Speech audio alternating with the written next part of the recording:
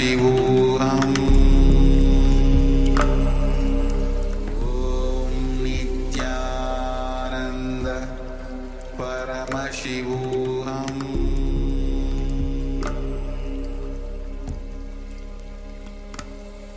Om Nithyananda Paramashivoham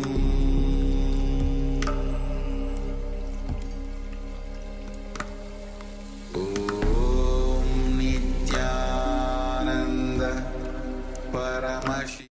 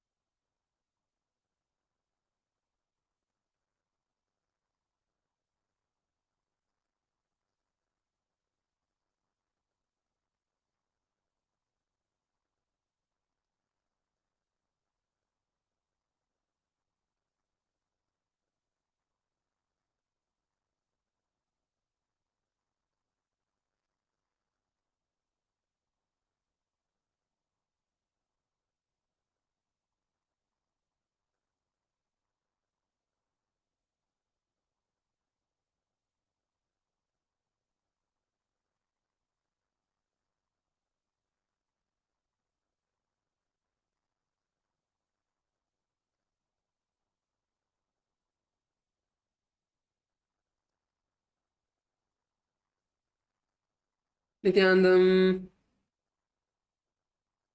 Paramashivasena participants, let's all settle down on our yoga mat.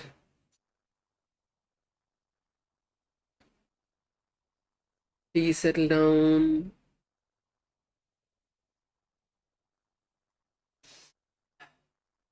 Kailasa Kashi, please turn on your camera.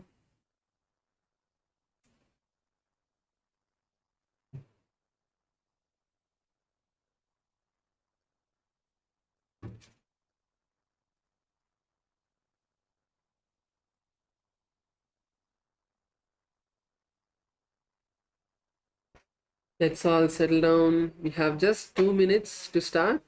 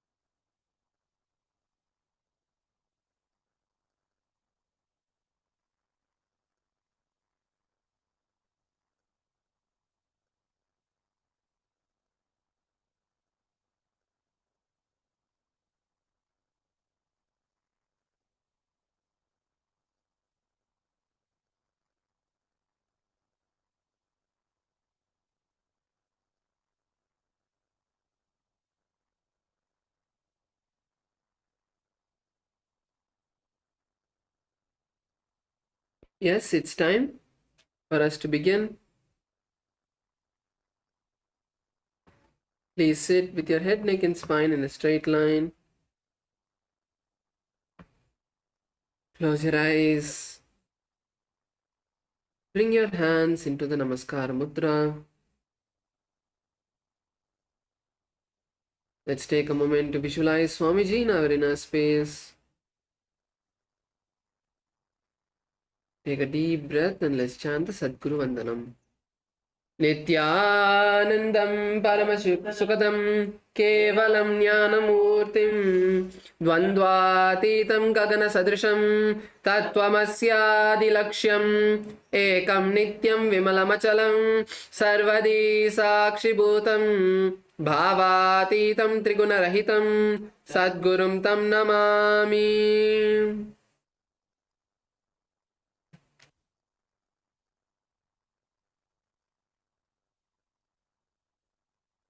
Next, let us chant the Shiva Moola mantra. Om Ham Hom Shivaya Namaha. Om Ham Hom Shivaya Namaha. Om Ham Hom Shivaya Namaha. Om Ham Hom Shivaya Namaha. Om Ham Hom Shivaya Namaha. Om Ham Hom Shivaya Namaha. Om Ham Hom Shivaya Namaha. Om Ham Hom Shivaya Namaha. Om Ham Hom Shivaya Namaha. Om Ham Hom Shivaya Namaha. Om Ham Hom Shivaya Namaha. Om Ham Hom Shivaya Namaha. You can all open your eyes. Let's take our Panchapatram Nudharani and bring it in front of us. And start with the Tattvachamanam, the ritualistic cleansing. So now let's place our right hand in the Gokarna Mudra. Pour an Udharani of water and drink it at the end of the mantra. Om Atma Tattvam Shodayami Swadam. Pour another Udharani of water. Om Vidya Tattvam Shodayami Swadam. And drink the water. Now pour another Udharani of water. Om Shiva Tattvam Shodayami Swadam.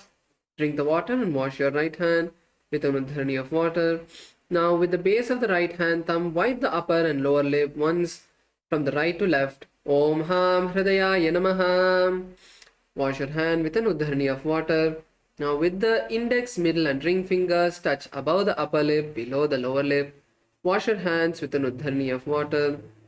With the index finger and thumb touch the right nostril, the left nostril, and with the ring finger and thumb touch the right eye, right ear, left ear. Wash your hands with an Udharani of water.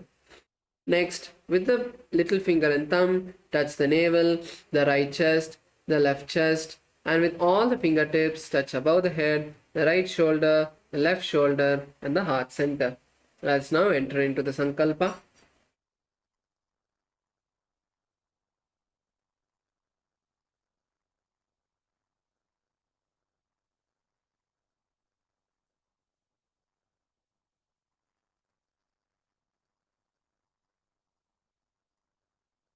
Now let's enter into the Sankalpa. Please place your right hands on your left hand and both your hands on the right thigh. Close your eyes.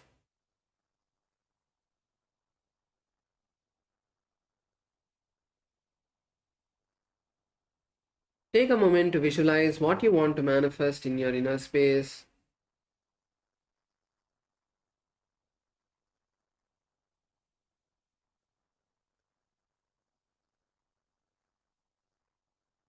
Hold the visualization of what you want to manifest in your inner space. Whatever you want to set as today's goal, as today's intention, set that in your inner space.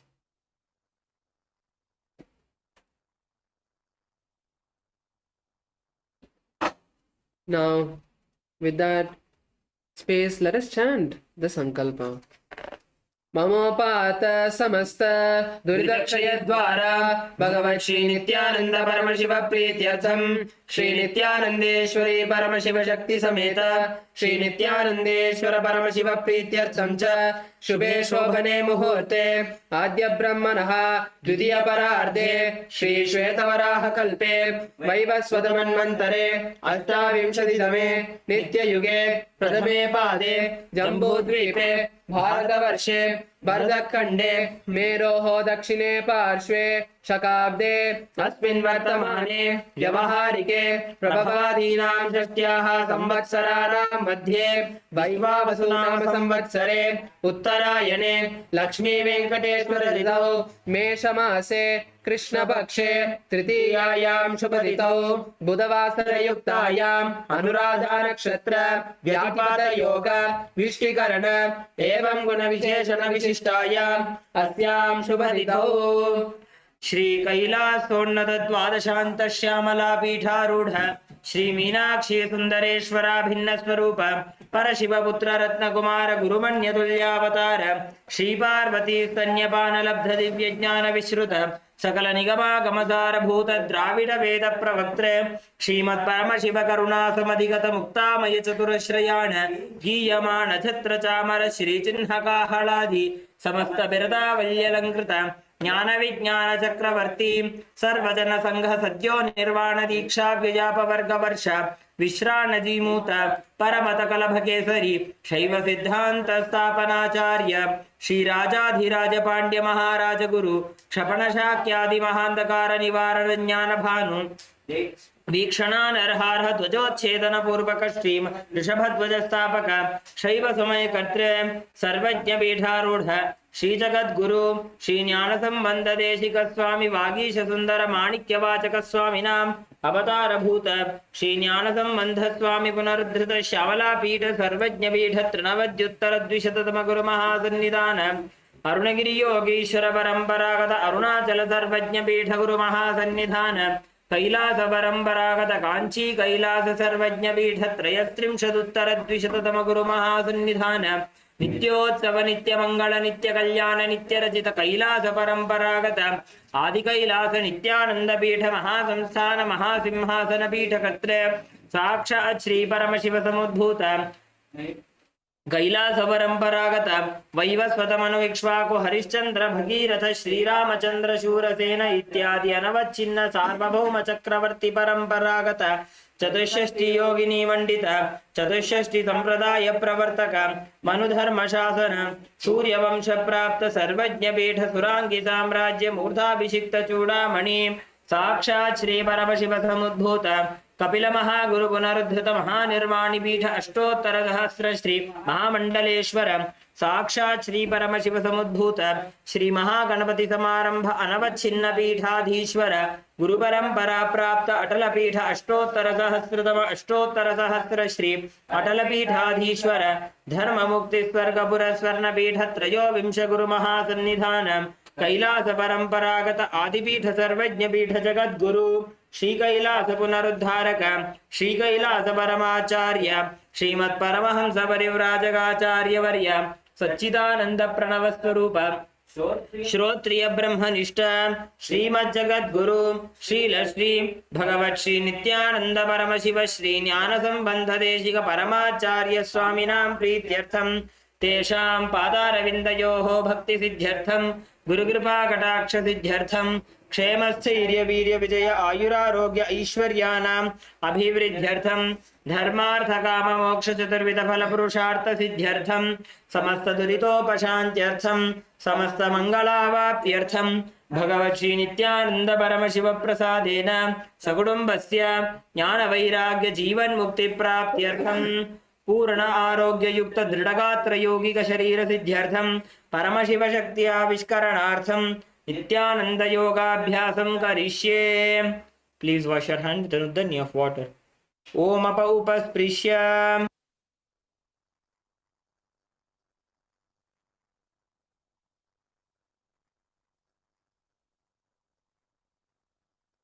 Now let's all stand up, keep our Panchapatram and Udharni aside, and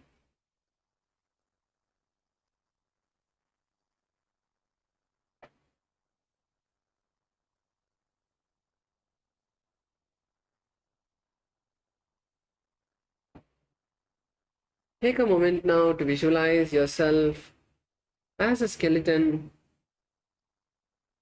in your inner space.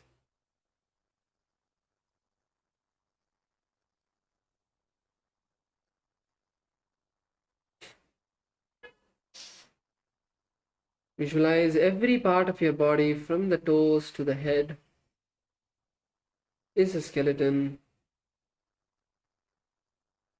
Have become bones.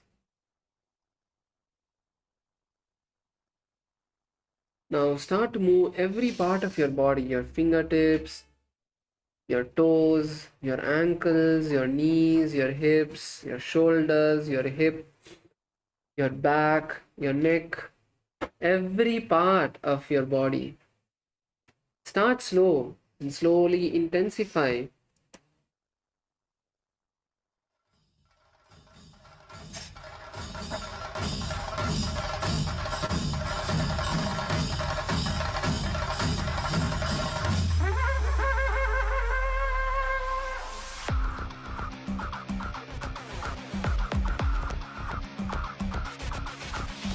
देवराजसेव्यमान पावनाङ्घ्रि पङ्कजं ज्ञानयज्ञसूत्रमिन्दुशेखरं कृपाकरं नारदादियोगिवृन्दवन्दितं दिगम्बरं काशिकापुरादिनाथ कालभैरवं भजे. देवराजसेव्यमान पावनाङ्घ्रि पङ्कजं ज्ञानयज्ञसूत्रमिन्दुशेखरं कृपाकरं नारदादियोगिवृन्दवन्दितं दिगम्बरं काशिकापुरादिनाथ कालभैरवं भजे.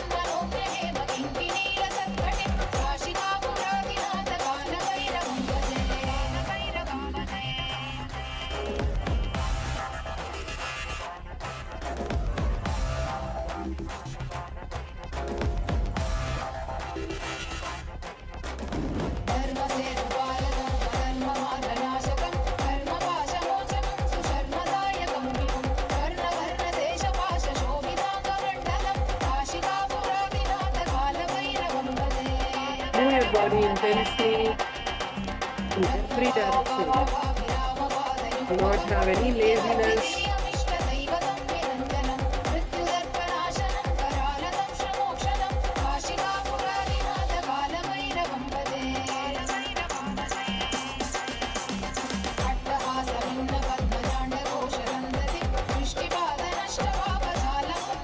Few more minutes, few more moments.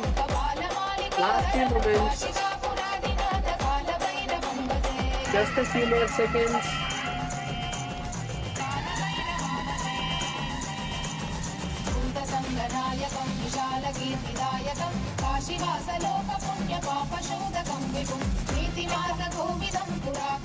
Slowly settle down. Come to a standstill.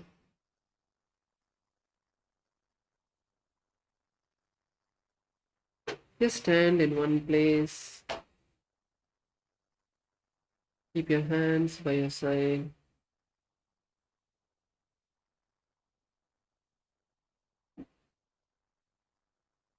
Focus on the breath. Inhale nice and deeply, completely filling your lungs. Exhale nice and deeply.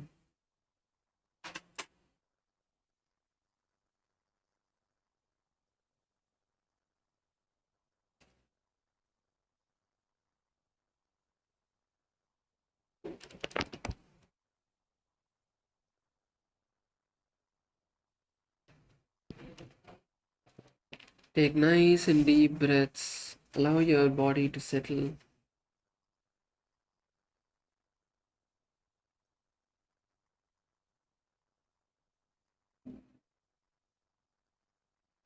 Feel your heart rate slowly settling down.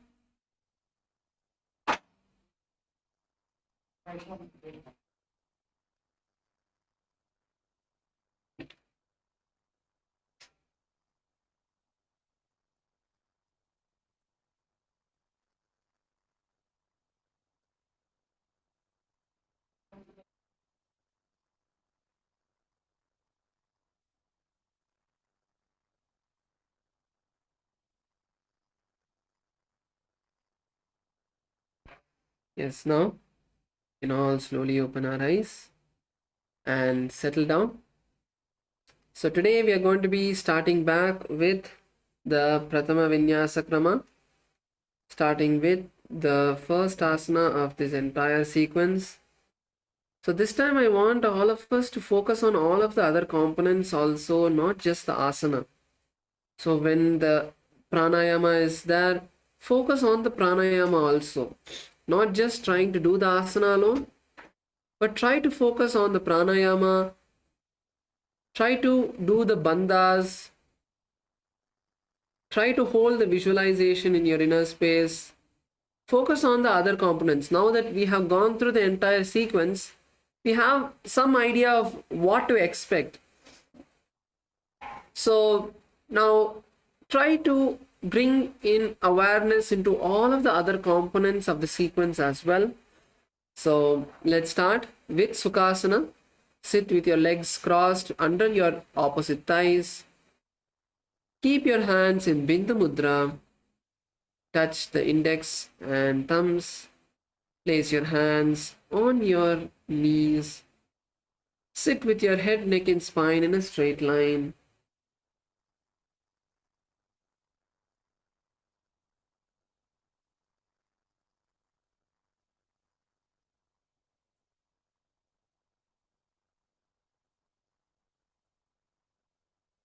Start performing the Samana Kumbhaka. Inhale deeply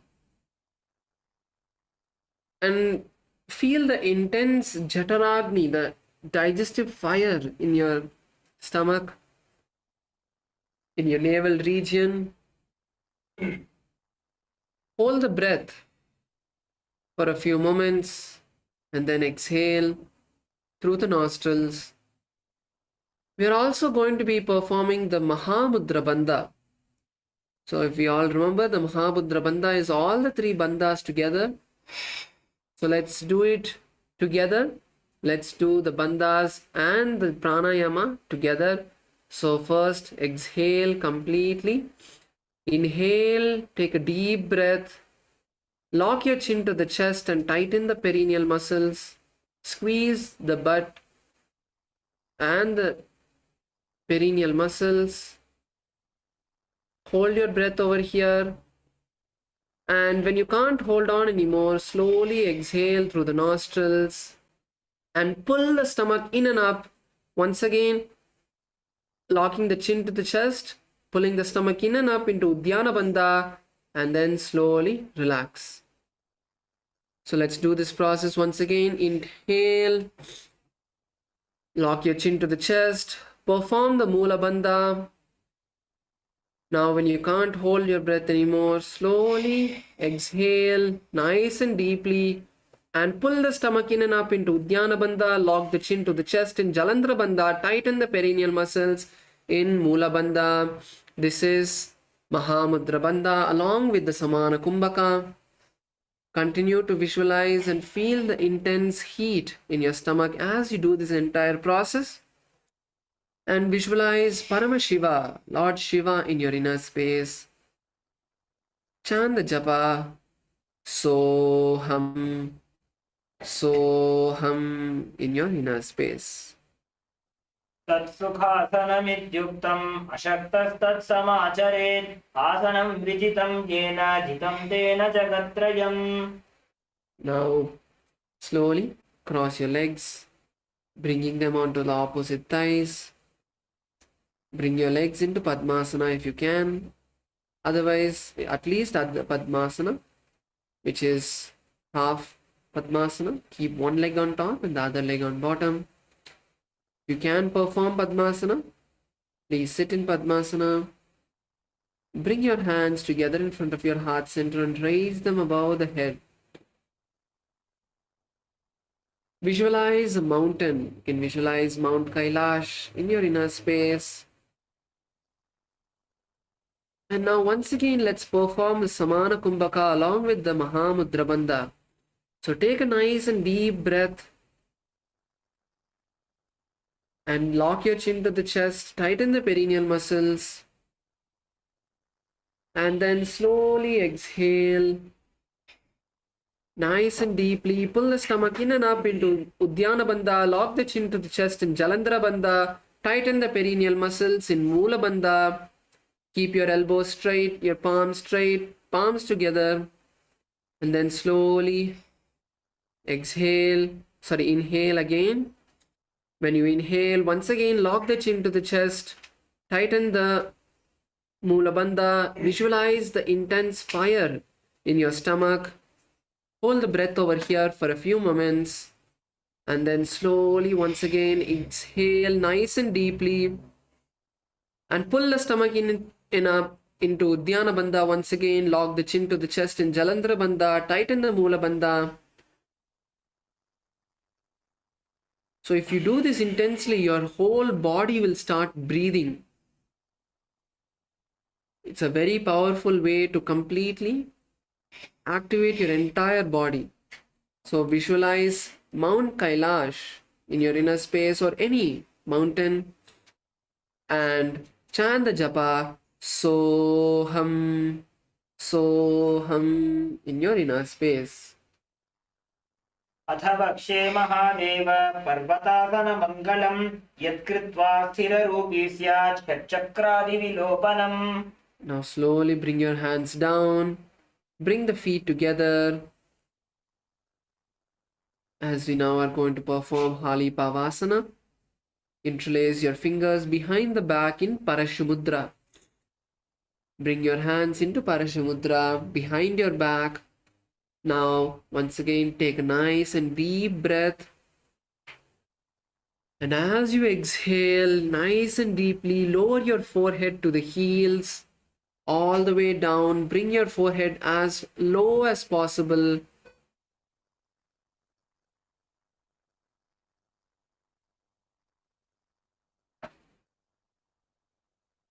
Try to bring your forehead to the heels. Move your hips forward. Bend from the hips, not just the back. Push your hips forward.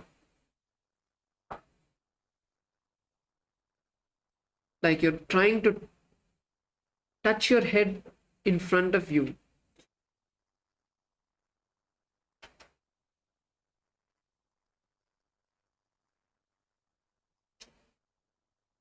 Now, visualize Swamiji in your inner space and bring the gaze to the tip of the nose. Continue to perform the Samana Kumbhaka in this asana as well. And inhale, take a nice deep breath. Hold the breath for a moment. Feel the fire in your stomach. And then exhale. Keep yourself down. Allow yourself to slowly stretch and bring the chest as well down. You don't want to just bend your back. try to lower your body down onto the mat. Try to bring your entire upper body down onto the mat. So push the entire upper body from the hips down. Visualize Swamiji in your inner space and continue to chant the japa Soham, Soham in your inner space. पूरव विधियाहु में जानो उभय पकथली संपुट ठानो विष्टुपथेदो करल्यावो दक्षिण करसो वाम गहावो. Now slowly raise up. And now bring your hands in front of you, uncross the hands behind the back, cup the palms in front of you and place your hands by the feet and slowly lower the forehead onto the heels once again. From the hips, lower yourself down. Keep your head facing downward. Lower your head down from the hips. Visualize a snake in your inner space. How a snake is just so flexible. It can move in any direction, move its body, twist its body in any direction. So now you're going to visualize a snake and embody its ability to do that, to bend its body, to be so flexible. So lower yourself down.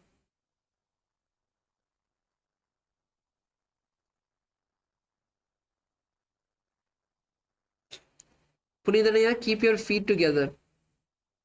Keep your feet together. Soles of the feet together, yes. Lower yourself down. Use your hands to pull yourself forward. Your hands are on the ground, so pull yourself forward. Inhale nice and deeply through the nostrils. Hold the breath for a moment and then exhale nice and deeply. In Samana Kumbhaka, try not to breathe through the mouth. Try to breathe through the nostrils as much as you can. And now chant the japa Soham, Soham in your inner space. पूरव विधि परियागाने नीचौ हौवी कहूनि फणास्यौ लगाई हाथ आगाने धरती लगावे पसारी दो हाथ की अंजुली करे. Slowly raise up.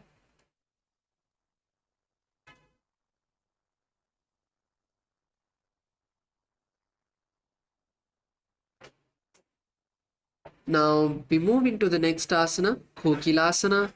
Let's hold the tip of our toes, bend the knees, use our index and middle fingers to hold the tip of the toes of the big toe in Prana Mudra.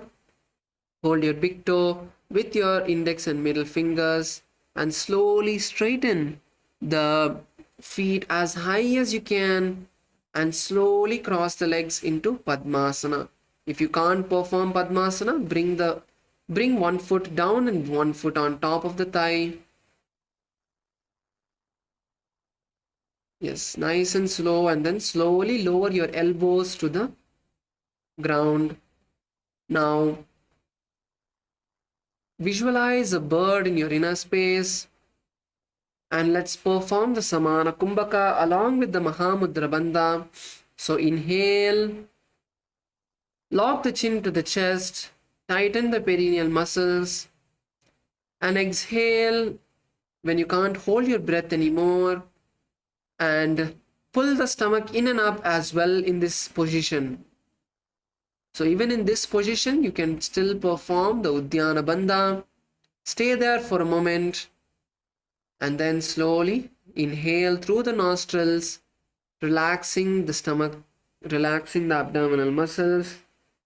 Inhale through the nostrils and perform the visualization of the fire in your stomach in the Samana Kumbhaka.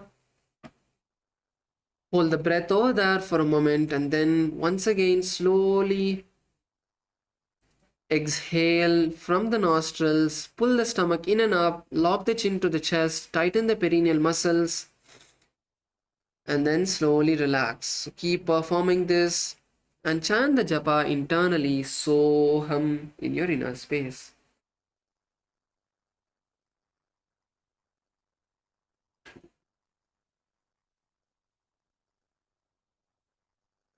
अथान्यदासनं वक्ष्ये येन सिद्धो भवेन्नरः अकस्माद् वायुसञ्चारं कोकिलाख्यासनेन च ऊर्ध्वे हस्तद्वयं कृत्वा तदग्रे पादयोः सुधीः वृद्धाङ्गुष्ठद्वयं नाथ शनैः शनैः प्रकारयेत्.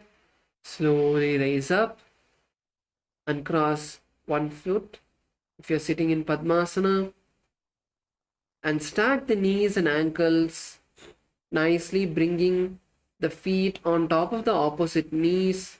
So one foot on top of the knee, on top of the foot, another foot down. Make the feet under and above the knees.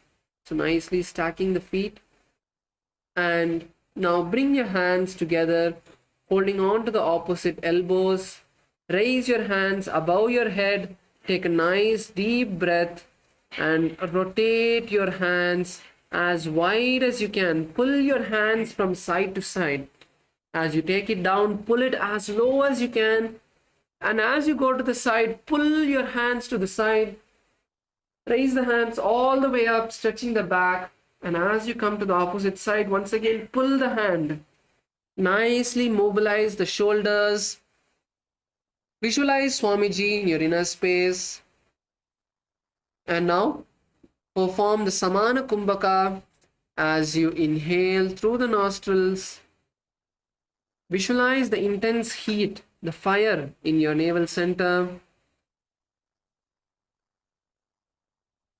And lock the chin to the chest in Jalandhara Bandha. Tighten the Mula Bandha.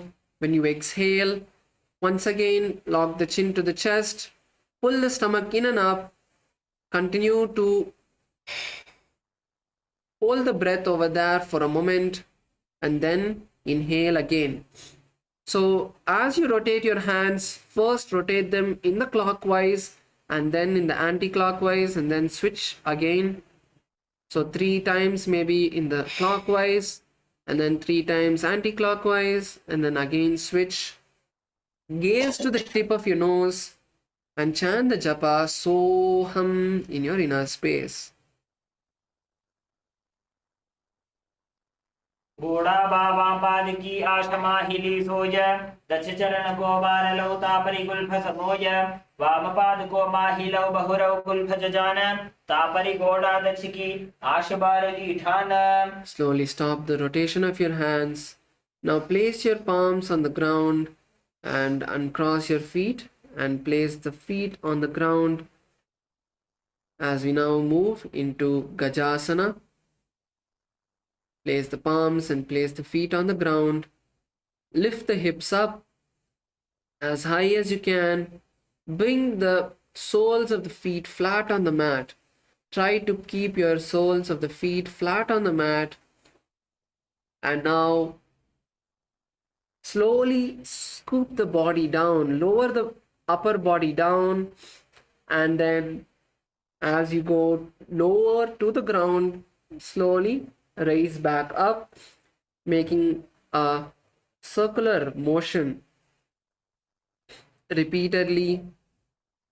Go as low as you can.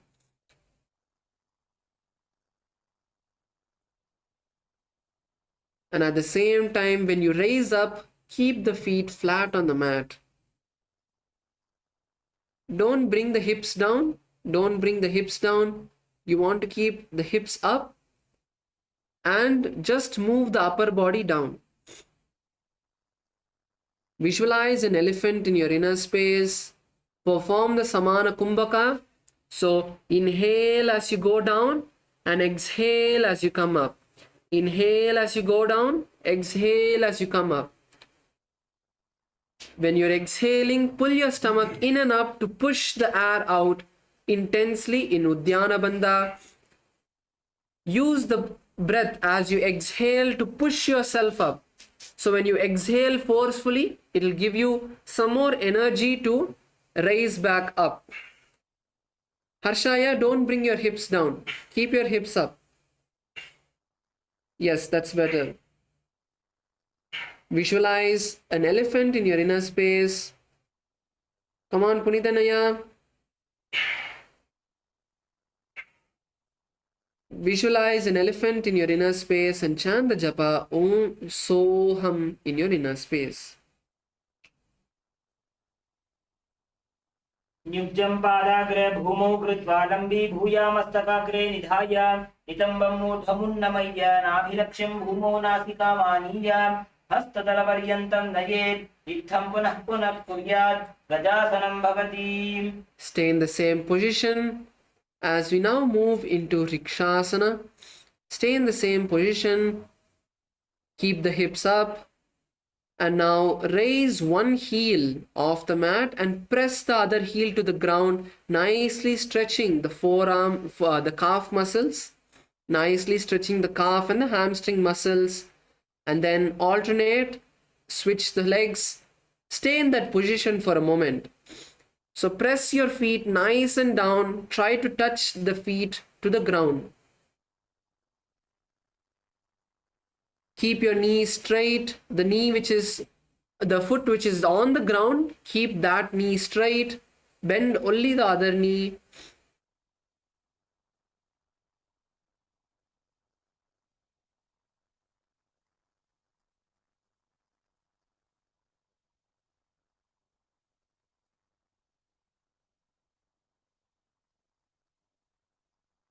Visualize a bear in your inner space. And once again, inhale and exhale nice and deeply. Inhale. Hold the breath for a moment and then exhale. And continue to perform the japa of Soham in your inner space. एकैकं पादमाकुञ्च्य गजासनं कुर्यात् वृक्षासनं भवति. Now stand up. Stand on your feet. Let's all stand on our feet. Now bring the index, middle and ring fingers to the heart center in Hridaya Mudra. Keep your feet together. And now slowly raise onto the toes. Raise onto the tip of the toes. And now visualize Swamiji in your inner space. Perform the Samana Kumbhaka. Inhale nice and deeply through the nostrils. Hold the breath, visualizing the fire in your navel center, and exhale through the nostrils. Pull your stomach in and up once you have exhaled into Uddiyana Bandha. And then hold there for a moment and then inhale once again. Continue to chant the japa Soham in your inner space. केशेन पादयुगलं बद्ध्वादिष्टे तथोमुखः अथ वैश्याः वक्षे जित्कृत्वा सत्यवान् भवेत्. Slowly lower yourself down onto the feet. And now we enter into the first karana, the Urdhva Karana. Now let's keep the heels together, toes pointed out.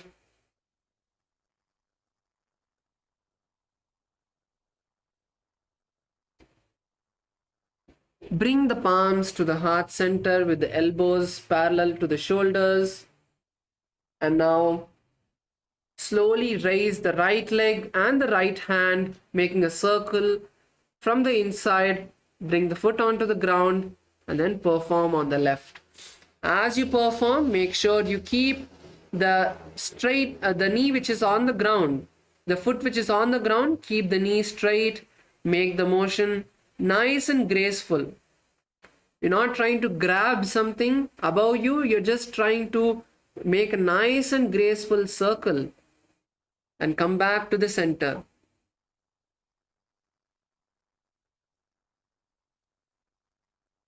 Bring the legs as high as you can. Yes, now relax. Now we move into the next asana, which is Balalingasana.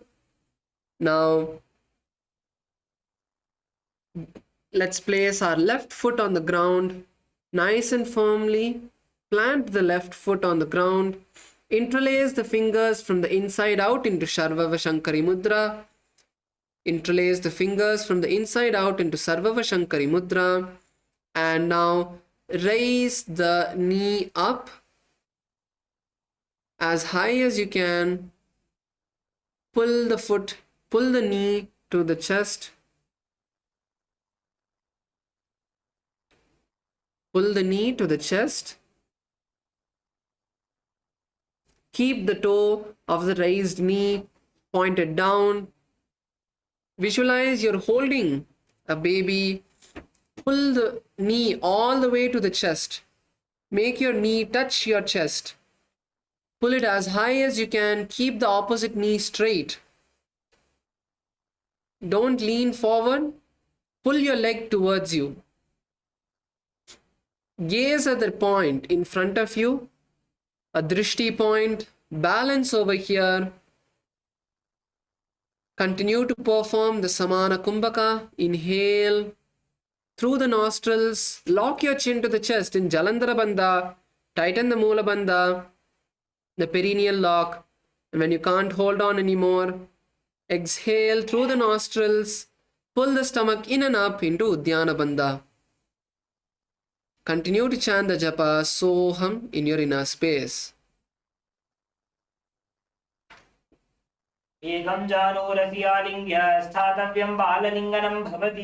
Slowly lower the foot down. Don't just drop your leg. Slowly lower the foot down. And now pull your leg behind you. Pull the right leg behind you towards the buttocks and hold the leg with both the hands in Parashamudra. Raise your legs up. Keep the knees together. Keep your knees together.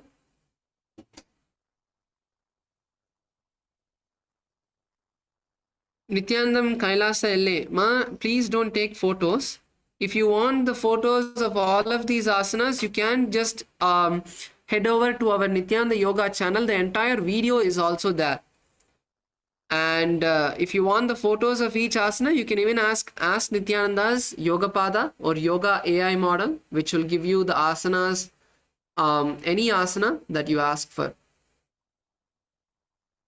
So now, pull the feet to your buttocks. Hold the leg with both your hands. Keep the knees together. Keep the knees straight of the leg you are standing on. Gaze at a drishti point. Gaze in front of you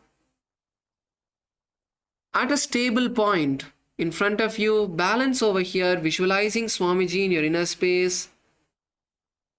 And continue to perform the Samana Kumbhaka. Inhale through the nostrils. Hold your breath and exhale. Now perform the Mahamudra Bandha also. As you inhale, lock the chin to the chest, tighten the Moola Bandha, and when you exhale, pull the stomach pull the stomach in and up into Uddiyana Bandha, and then slowly relax. Continue to chant the japa Soham in your inner space. चित्वैकस्मिन् पादतले कराभ्यां वेष्टयेत्तनं पृष्ठे संस्थाप्य यत्नेन पादपीडनमासनम्. Now slowly lower the leg down. Now once again, nice and firmly place the left leg on the ground. Raise the right foot up. Hold the right leg with the right hand from the inside and raise your right leg as high as you can, all the way up, bringing your hand at least parallel to the shoulders, and stretch the left hand in front of you. Keep the index and middle fingers together in Bindu Mudra. Try to raise your right hand at least parallel to your shoulder. Raise it nice and high. Lean forward and down. Lean forward and down. Visualize Lord Nataraja in your inner space. And perform the Samana Kumbhaka. Inhale through the nostrils. And exhale after you hold it for a moment, visualizing the fire. Tighten the Mula Bandha, tighten your perineal muscles. That's going to balance your body, balance yourself. It'll help you balance. Gaze at a drishti point and continue to chant the japa Soham internally.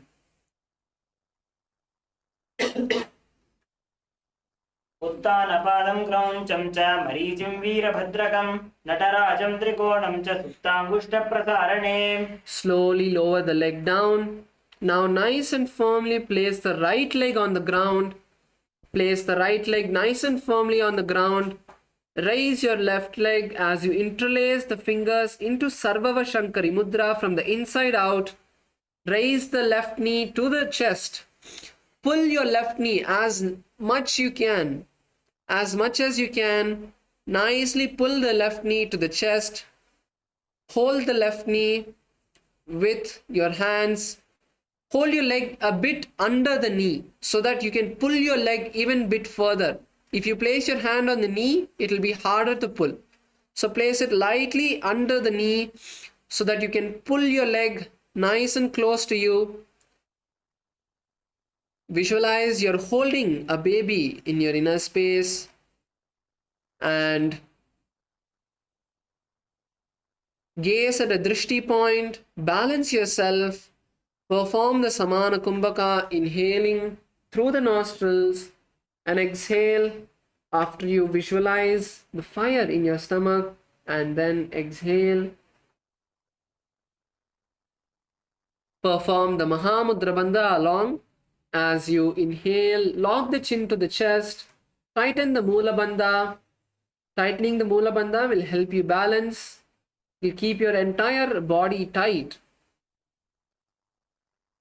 And as you exhale, pull your stomach in and up, perform the Uddiyana Bandha and then slowly relax.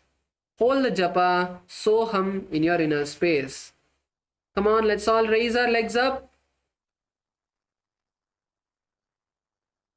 एकं जानूरस्यालिङ्ग्य स्थातव्यं बाललिङ्गनं भवति. Slowly lower the leg down.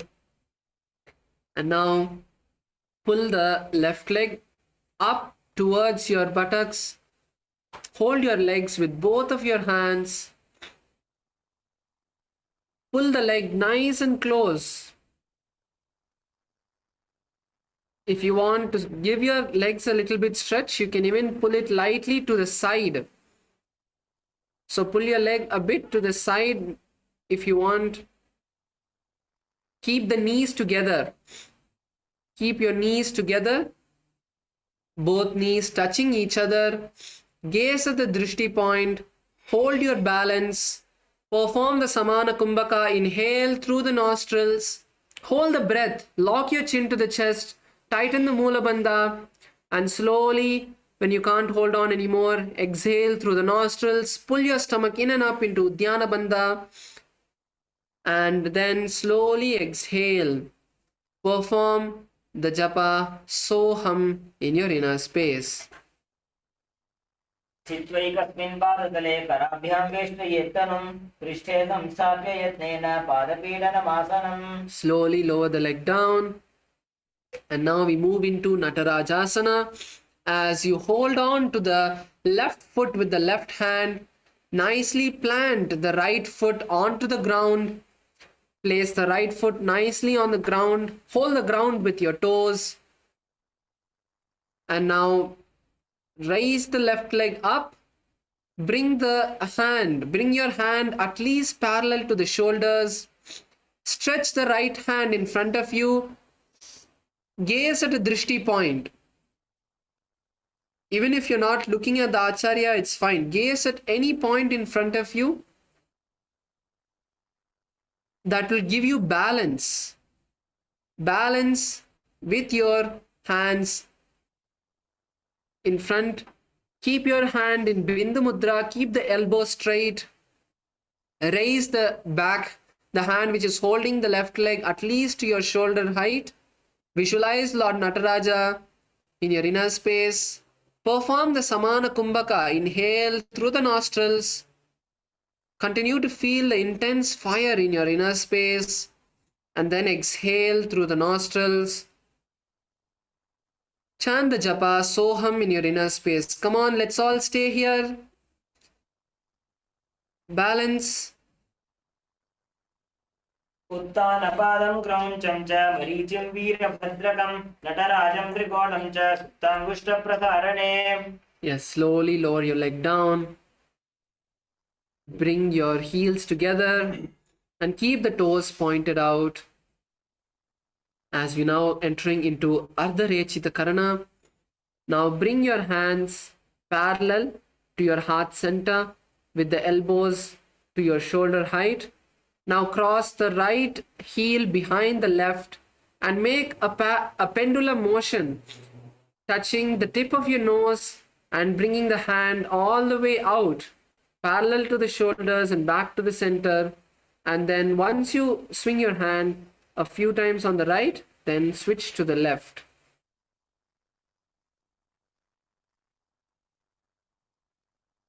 Relax. Now we are going to be moving into the Katichina Karana, the next Karana of the sequence. Now continue to sit in a Aramandi position. Sit in a Aramandi position, keep your knees bent, keep the heels touching, the toes pointed out. Raise your hands above the head. Keep the palms facing backward and turn to the right, opening the hands nice and wide.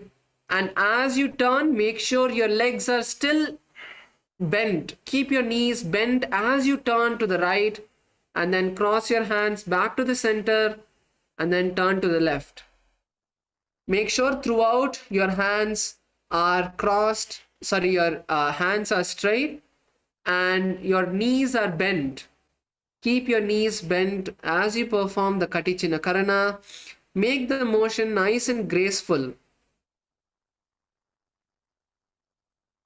Punithanaya, keep your knees bent throughout. Don't straighten your knees. Don't lift your heels off the mat. Yes, now slowly relax. Bring your hands to your side.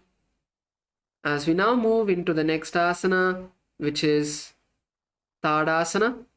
Now keep your hands by your side and take a nice deep breath and raise them above the head. Keep your elbows straight, fingers straight, palms facing each other. Fingers nice and straight, palms facing each other. Visualize a palm tree in your inner space. Raise your feet up, raise your heels up on and come onto your toes as high as you can.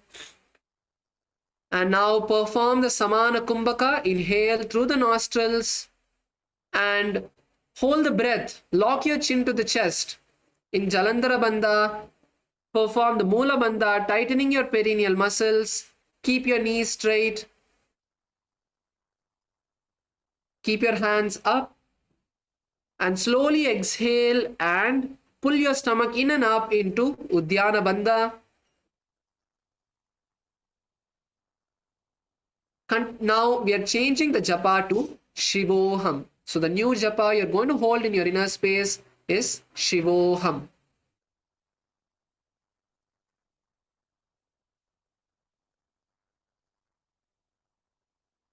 महामुद्राबद्धकोनो ताडासनविभेदकान् विनोतानं सदा कुर्यात् अन्तर्पत्नीपतिप्रिया.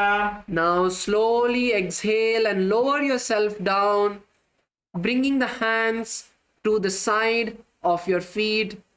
Exhale. So you want to go in one motion. So your hands were up.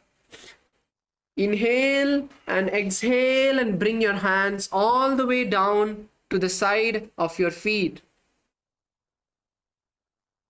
Bring your hands to the side of your feet as much as you can.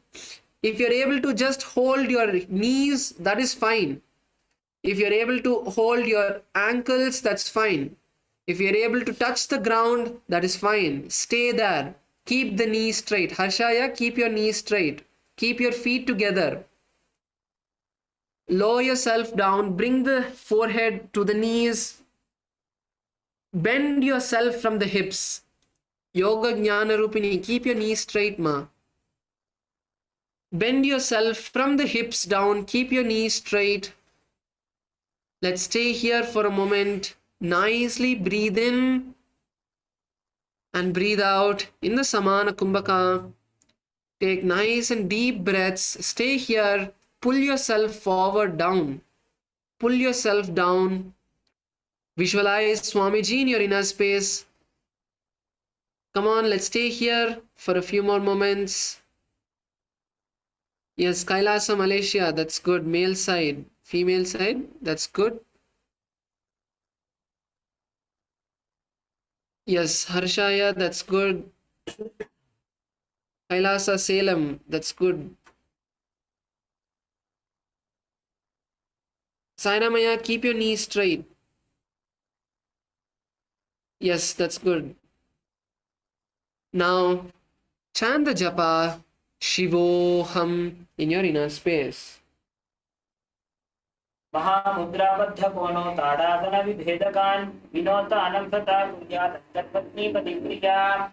Now, walk your feet back, place your palms on the mat, and come into a nice plank position into Tarakshvasana. So keep your hips flat. Don't keep your hips up. Keep your hips in a middle position. Harshaya, bring your hips down.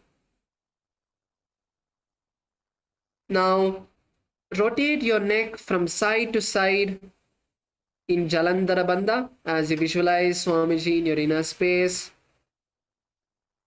Move your neck from side to side nicely and slowly. Move as much as you can. Try to move your neck all the way to the opposite side. Go nice and slow. Karpagamma, bring your hips down, ma. Yes, that's good. Kailasa, Malaysia, yeah, on the left, on the right side, can you bring your hips up? Your all the way down. Lift your hips up. So in this asana, visualize Swamiji in your inner space and chant the japa Shivoham. गजासनवस्थित्वा मस्तकं वारं वारं दक्षिणकुक्षिं सव्यकुक्षिं नयेत् तरक्श्वासनं भवति. Slowly lower the stomach onto the ground, place your knees and then place your stomach onto the mat. Keep your hands by your side. Keep your hands on by your side. And now lift the upper body with the strength of the lower back. So you're not using your hands. Use your lower back to lift yourself as high as you can. Keep the palms on the ground. Keep your elbows by your side and lift your upper body with the support of the back. Saramaya, you should not use your hands to push yourself up. Just use your upper back. If you remove your hands, you should be able to stay in that position. So that's how high you want to keep. But keep your hands. I'm not telling remove. I'm just giving an analogy. If you remove your hands, you should be able to stay there. Visualize a snake in yourself, in your inner space, in Bhujangasana. And now let's perform the Bhujangani Mudra. Open your mouth, inhale through the back of the throat and exhale through the nostrils. This is Bhujangani Mudra. Inhale through the back of the throat and exhale through the nostrils. This is Bhujangani Mudra. Perform the Mula Bandha. Keep your toes flat. Ma Govinda Rupini, Kailasa, Malaysia, keep your toes flat. You don't want to keep your toes pointed on the ground. Keep your toes flat. Yes, that's good. Keep your toes flat. Kailasa, Malaysia, male side. Aya on the light pink mat. Keep your toes flat.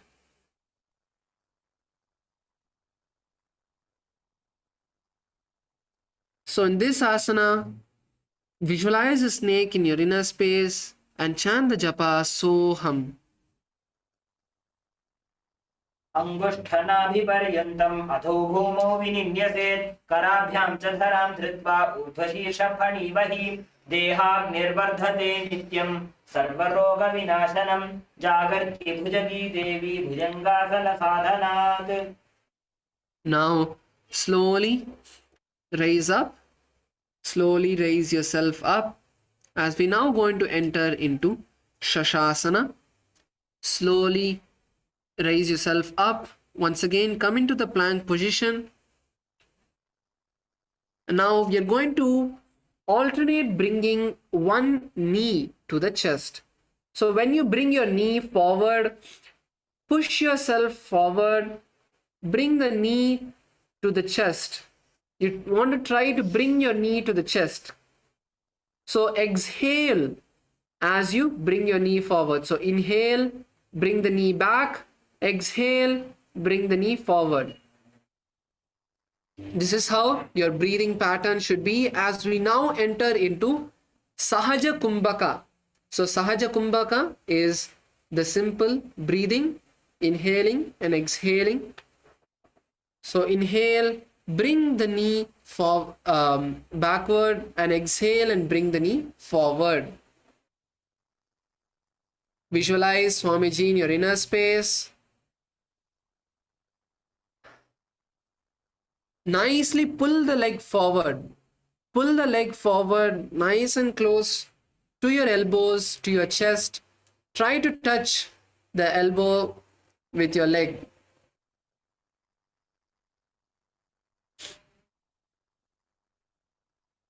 This asana will nicely strengthen your abdominal muscles.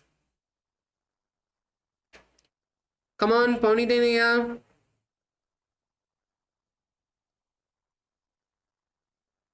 Visualize Swamiji in your inner space. Perform the Mula Bandha. Tighten your perineal muscles. And chant the japa Shivoham in your inner space.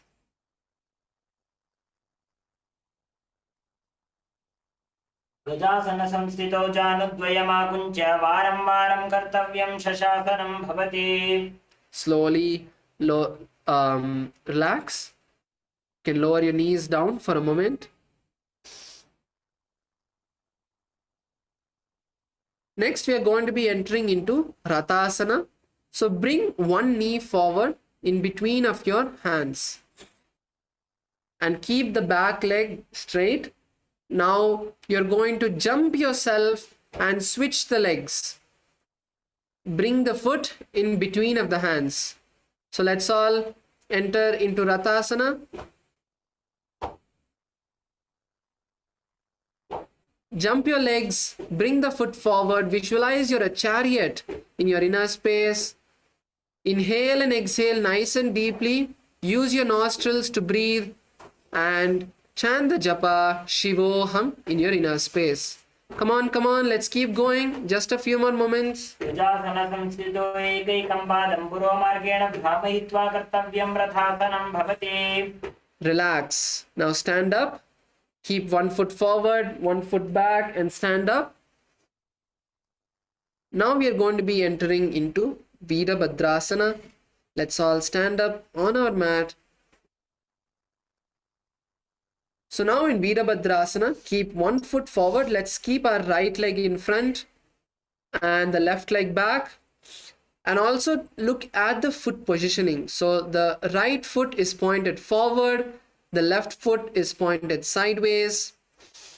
And now you're going to turn your hips forward. So turn your hips forward. You should be facing in front, not just your chest, but your entire hip. Turn it forward. Raise your hands above the head and slowly lower yourself as you bend the right knee. Bend your front knee and bring yourself into a 90-degree angle. So we're all going to make sure that we are getting into this asana. Come on, bring yourself nice and down. You can open your legs a little bit more wider. Bring yourself nice and down. Harshaya, bring your legs wider. Your legs have to come into a 90-degree position. Further down, Aya, further down. Even if you stay there for a few moments, it's fine. You can go down and then raise back up. But go there and stay there for as long as you can. This is going to nicely strengthen your thigh muscles. So visualize Lord Virabhadra, a powerful form of Paramashiva, ferocious form of Paramashiva.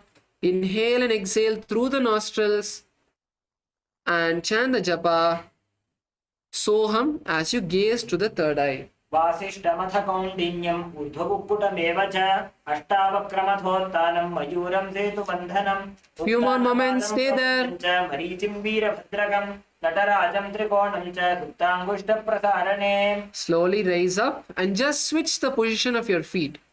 So switch the position of your feet. The front leg, your right leg is now pointed sideways. Your left leg is now pointed forward. Now once again, twist your hips forward. Twist your hips forward. Don't bend the knees yet. Just first twist the hips forward. Raise the hands above the head and then slowly lower yourself down, bringing the front knee into a nice 90-degree angle. Come on, Ponidenaya, lower yourself down. Nice and 90 degrees. Visualize Lord Veerabhadra in your inner space. Gaze to the third eye. Inhale and exhale nice and deeply through the nostrils. And chant the japa Shivoham in your inner space. Come on, let's stay there. Sairamaya.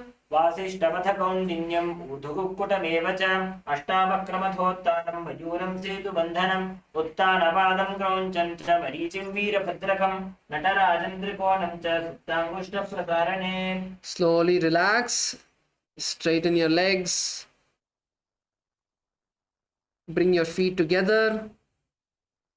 Let's take a moment to just catch our breath.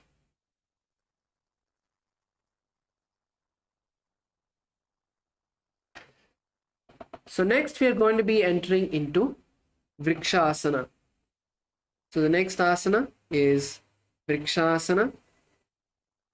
Now bring your left foot and nicely plant it on the ground and raise the right foot up. Raise your right foot up. Place it in the inner thigh of the left leg. So your inner left leg all the way up to the perineum. Raise your legs up all the way to the perineum and bring your hands together in front of your heart center and raise the hands above the head. Raise your hands above the head. Keep the elbows straight, the palms together. And now you're going to become a sturdy tree. So a tree will not shake so much. So you can lightly move, but try to stabilize yourself by gazing at a drishti point and tightening your Mula Bandha. Tighten your perineal muscles. Gaze at a drishti point. Let's all stay here for a few moments. Visualize a tree in your inner space. We can visualize the Bidadi banyan tree. It's just staying, nothing can move it. And perform the Sahaja Kumbhaka. Inhale nice and deeply through the nostrils. Inhale and exhale. So when you exhale, we are going to perform the Uddiyana Bandha as well. So when you exhale, pull the stomach in and up as much as you can. Stay there for a moment and then inhale again. Perform the Uddiyana Bandha when you exhale and chant the japa Shivoham in your inner space. वामोरुमूलदेशे च याम्यं पादं निधायतु तिष्ठेतु वृक्षवद्भूमौ वृक्षासनमिदं विदुः. Now slowly lower the foot down. And now once again tighten your left leg onto the ground and raise the right leg up. Raise your right leg up and place it in front of the left thigh this time. Place your right leg in front of the left thigh and keep the knee pointed down. Keep your hands in the Namaskara Mudra. Bring your hands together in front of your heart center. Now visualize Lord Garuda. Keep your back straight. Keep your entire body straight. Keep your knee straight. The knee which you're standing on, keep the knee straight. Keep your back straight. Visualize Lord Garuda in your inner space and perform the Sahaja Kumbhaka as you inhale and exhale through the nostrils.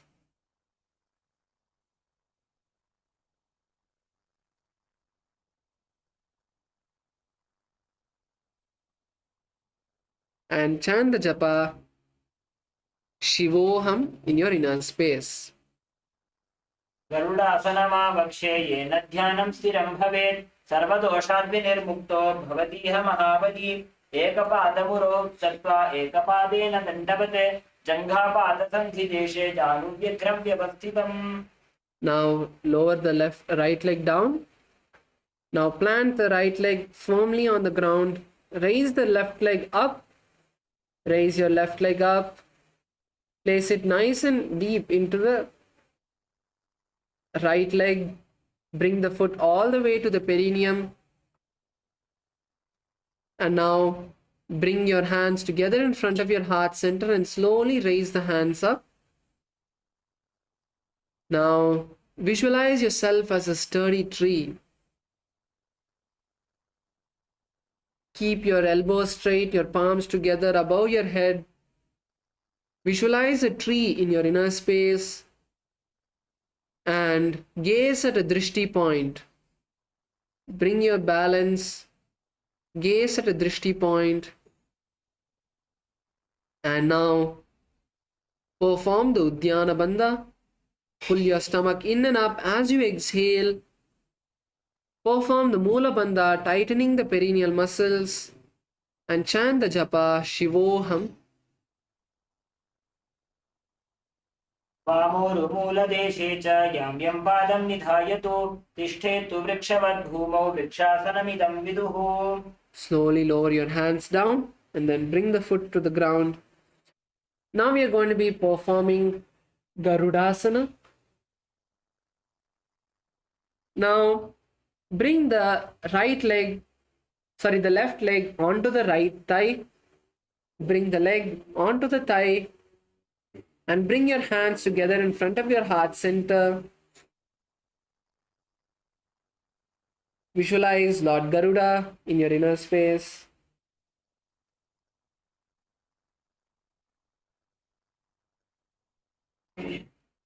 Keep your hands together in Namaskar Mudra. Visualize Lord Garuda in your inner space. Balance here. Gaze at a drishti point once again. Balance.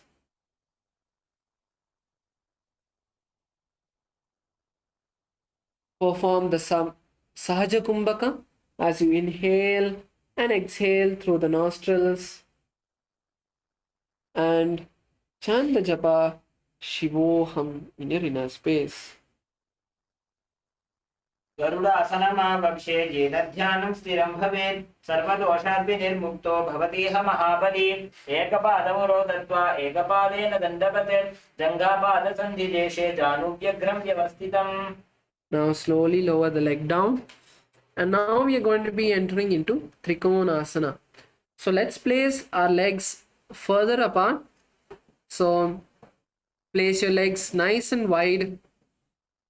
Now straighten your hands to the shoulder level. Keep the left foot pointed forward and the right foot pointed sideways.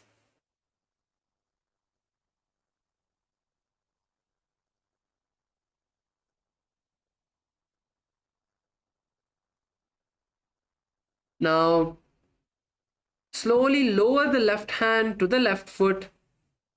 Try to place your entire palm on the ground, but don't bring your chest forward.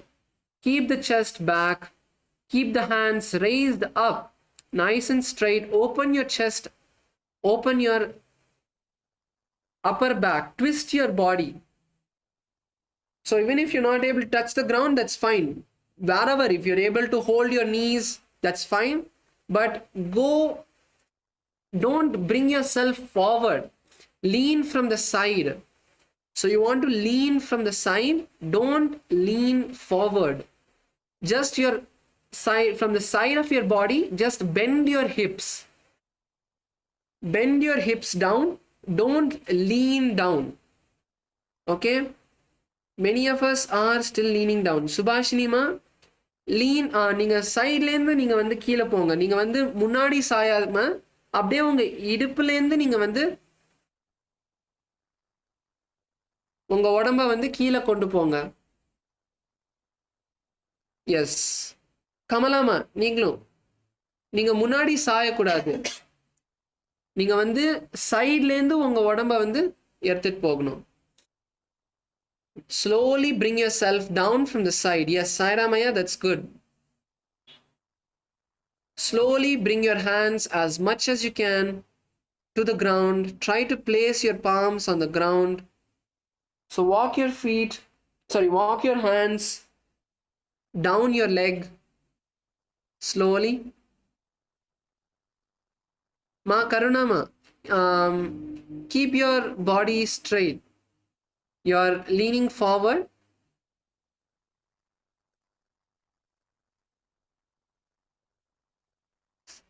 So visualize a triangle in this asana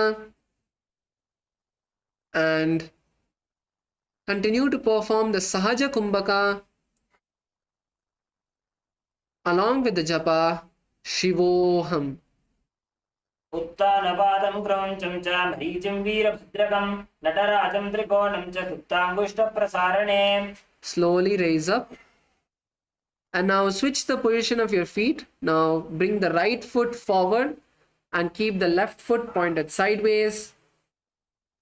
Now straighten your hands parallel to the shoulders and slowly lower your right hand to the right foot. Keep the knees straight. Bend from the hips. Don't lean forward, bend from the hips. Bring yourself nice and down. Let's stay here for a moment, slowly bringing ourself down. Walk your hands as you move down step by step. If you want, you can even keep your feet a little bit wide. That will help you to lower yourself even further down.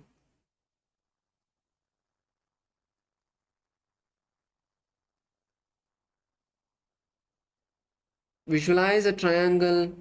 Slowly lower yourself down and gaze upward. Turn your head up and gaze upward. Gaze towards the sky, towards the ceiling. Come on, Punithanaya.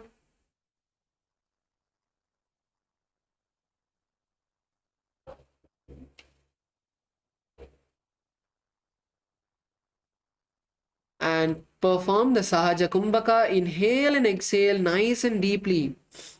So as you're staying there, inhale and exhale nice and deeply. Allow your legs to relax. Lower yourself down. Try to bring your palms to the ground. And chant the japa Shivoham. उत्तानपादं क्रौञ्चं च मरीचिं वीरभद्रकं नटराजं त्रिकोणं च सुप्ताङ्गुष्ठप्रसारणे. Slowly raise up. Bring your feet together. Now we are going to be entering into the next karana.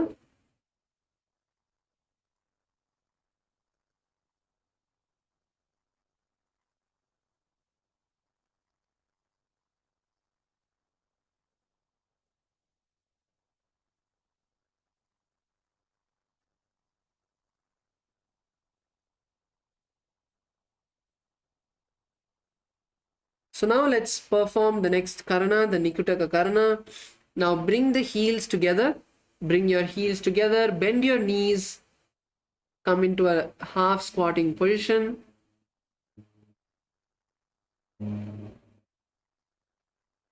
And now bring the palms together in front of your heart center. This time keep the palms facing each other. Now raise one heel off the mat. Now alternate as you switch the position of the palms and switch the position of the heels. Raise the opposite heels and switch the position of your hands. Keep the knees bent. Keep the knees bent. Yes, relax. Now let's all come into a squatting position. Sit down on our heels.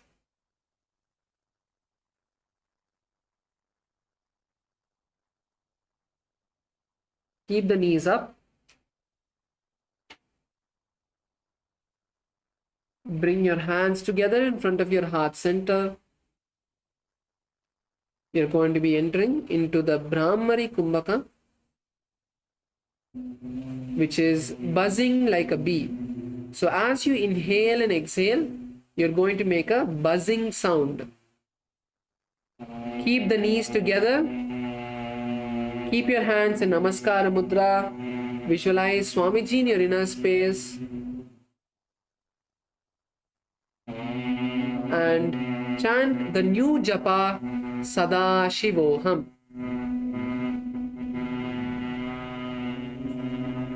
कबन्धासनमित्याहुः गोरक्षासनमेव च अङ्कुष्टमुष्टिकं ज्ञेयं ब्रह्मप्रासादिदं तथा.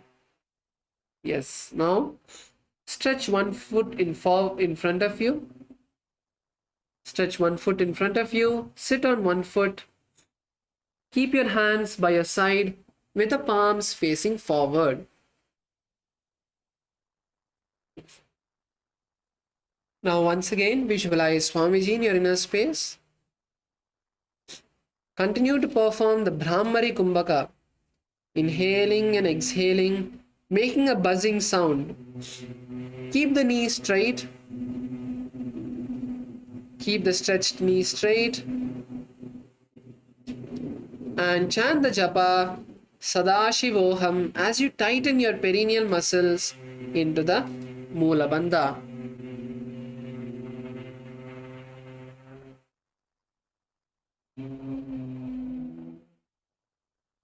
प्रसार्यैकं पादतलं संस्थाप्य त्वेकपादकं करत्वैकं पादतलं धृत्वा साम्नैव धारयेत्.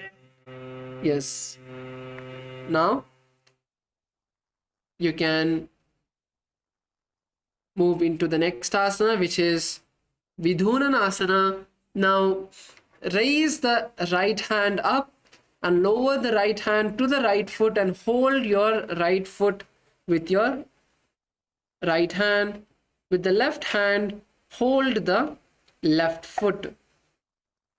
So we're going to balance in this asana. Try to lower yourself as low as you can. Lower yourself nice and down. Visualize Swamiji in your inner space. And chant the japa Sadashivoham as you continue to perform the Brahmari Kumbhaka.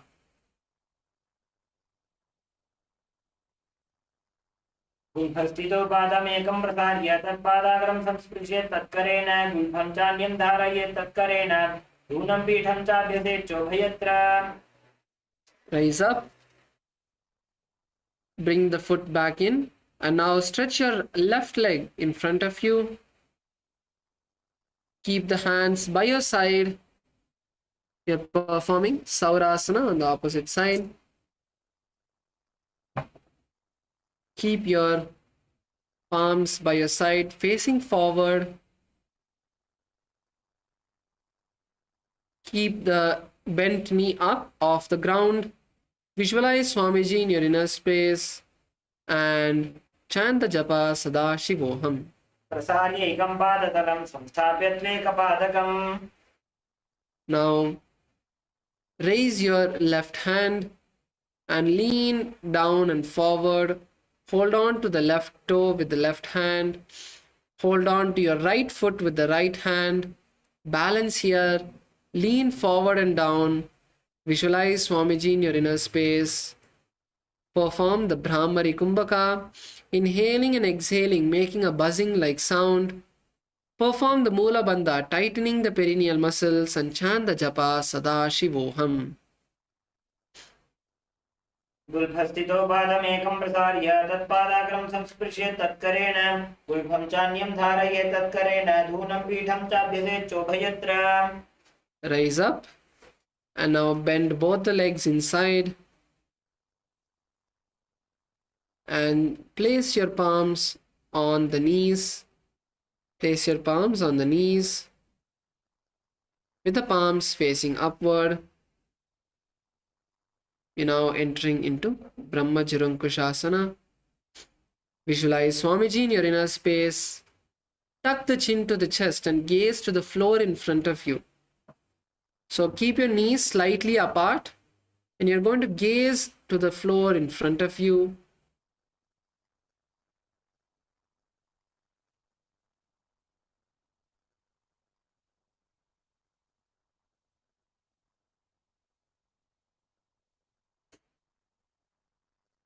Continue to perform the Brahmari Kumbhaka, inhaling and exhaling, making a buzzing like sound, and chant the japa Sadashivoham.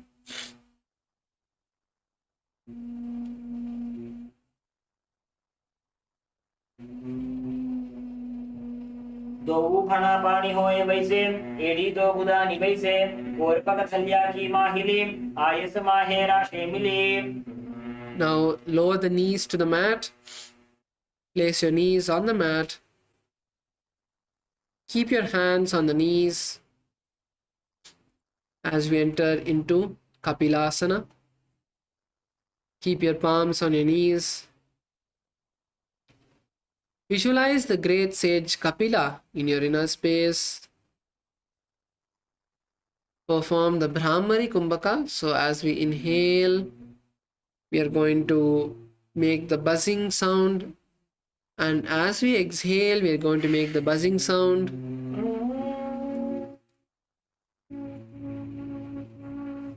And once you inhale and exhale, perform the Uddiyana Bandha, pulling the stomach in and up.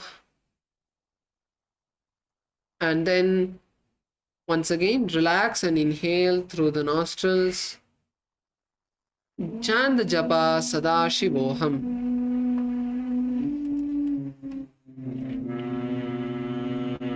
उभय पकथली समट हरावे तिनको माहिली core मिलावे फणा पानी उकड़ होए वैसे एड़ी दो जोनी दिवैसे.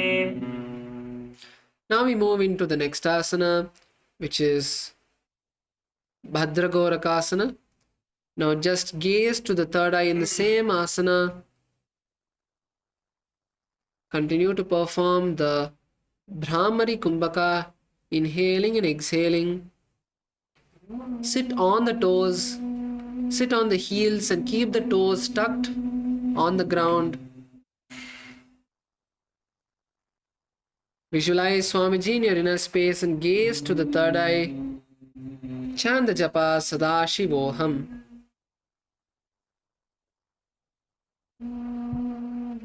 दो पकथली समट करे कोरवारली भूपरि धरे कोरवारली राखे ऐसे तापरि मूलद्वार की वैसे. Now raise your knees up, bring the soles of the feet together.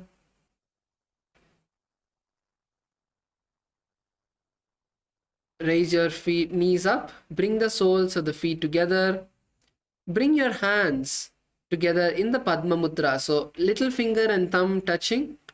Slowly raise the hands above the head. Visualize Lord Surya or the sun god in your inner space.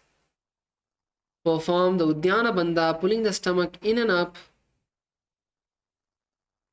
Continue to perform the Brahmari Kumbhaka, inhale and exhale, making the humming sound. Balance on the feet.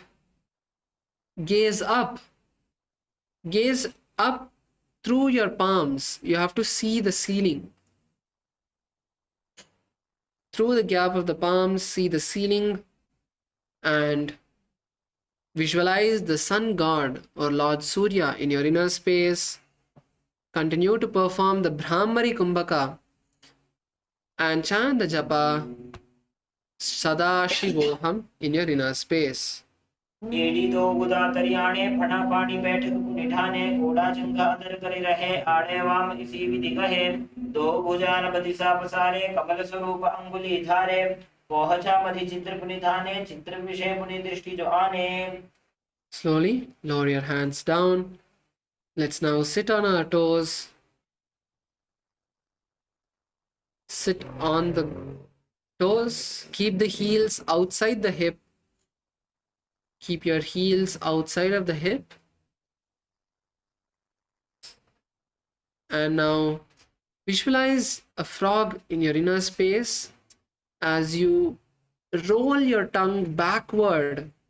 So roll the tongue backward into Manduki Mudra. Gaze to the third eye. Keep your hands on the knees. Perform the Sahaja Kumbhaka, inhaling and exhaling through the nostrils. Chant the japa Sadashivoham.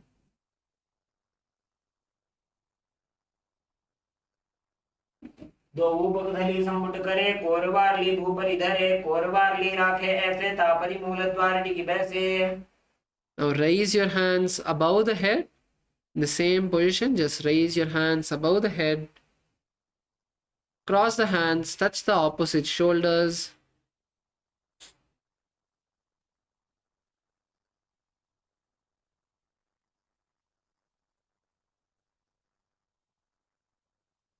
This is Uttana Mandukasana. Continue to perform the Sahaja Kumbhaka. And as you inhale and then when you exhale, also perform the Uddiyana Bandha. So pulling the stomach in and up.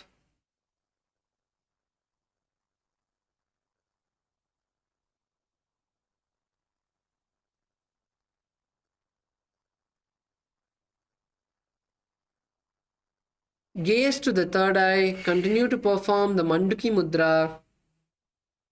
And hold the japa Sadashivoham. मण्डुकासनमध्यस्थं पूर्वराभ्यां धृतं शिरः एतद्धेकवदुत्थानम् एतदुत्थानमण्डुकम्. Yes, now we are going to be entering into Shavasana. Let's all lay down on our back.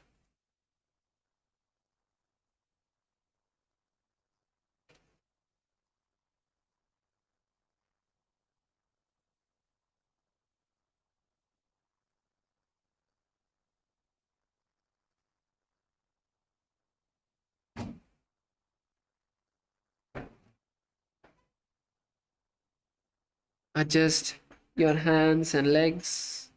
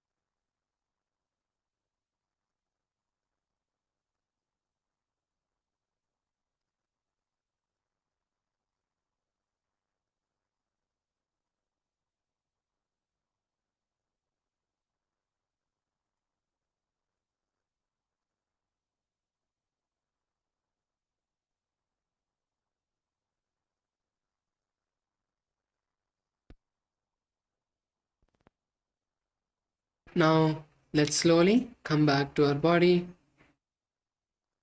can move your hands and legs.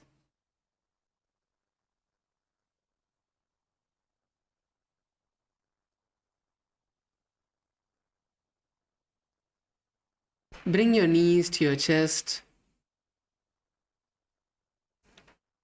Hold your legs and rock up into a comfortable seated position. Keep your eyes closed. Let us now just take this few minutes to sit with ourselves.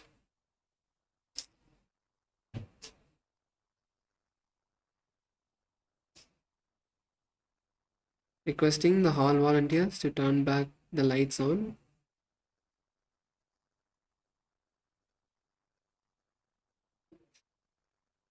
Sit with yourself now in an unclutched space. Just keep your eyes closed. Unclutch from everything in your inner space.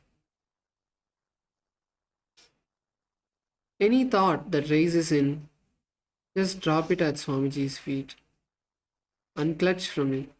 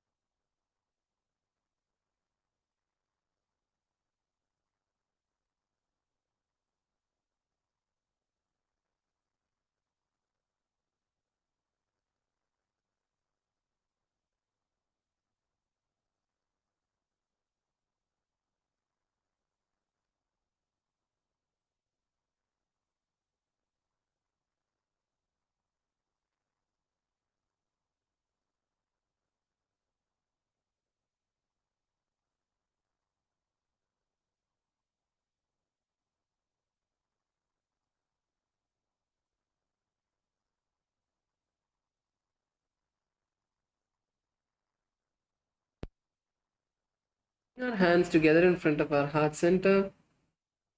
Close our eyes. Take a deep breath. Visualize Swamiji in your inner space, and let's conclude with the Purna Mantra.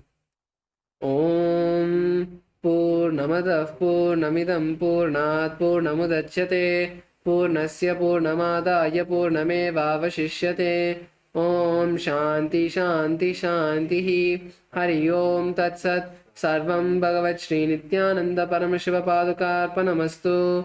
Om Nithyanandam. So now we'll be getting on with the next sessions, and hope you all enjoyed today's Nithyananda Yoga. So you can all get the timings for the next session from the hall volunteers. Thank you all. Nithyanandam.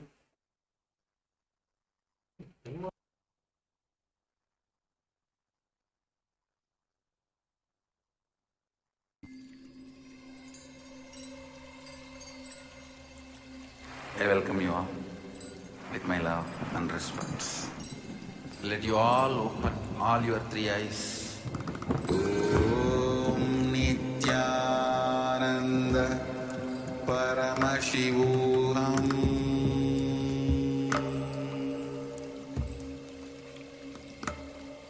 Om Nithyananda Paramashivoham.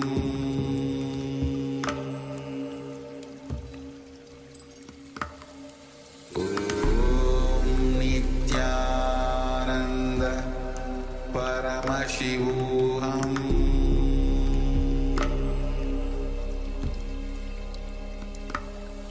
Om Nithyananda Paramashivoham.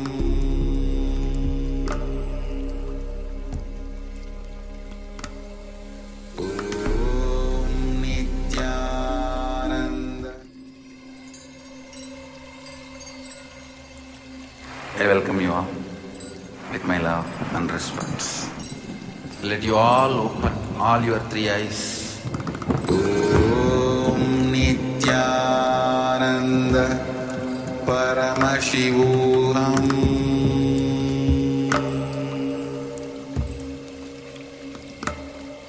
Om Nithyananda Paramashivoham.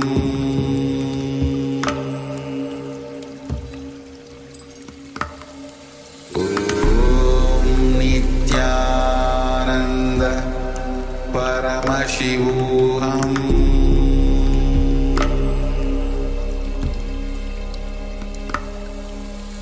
Om Nithyananda Paramashivoham. Om Nithyananda Paramashivoham.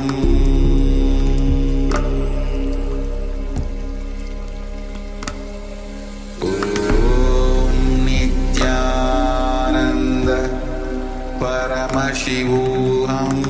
Om Nithyananda Paramashivoham.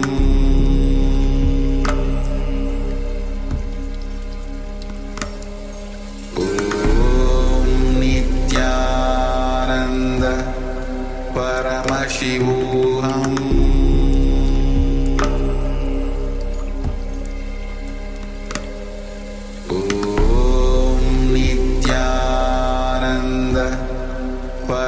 Paramashivoham.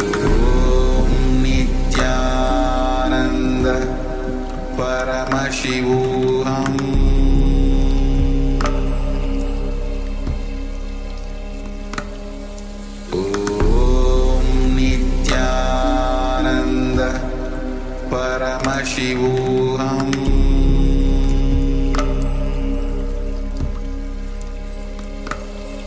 Om Nithyananda Paramashivoham.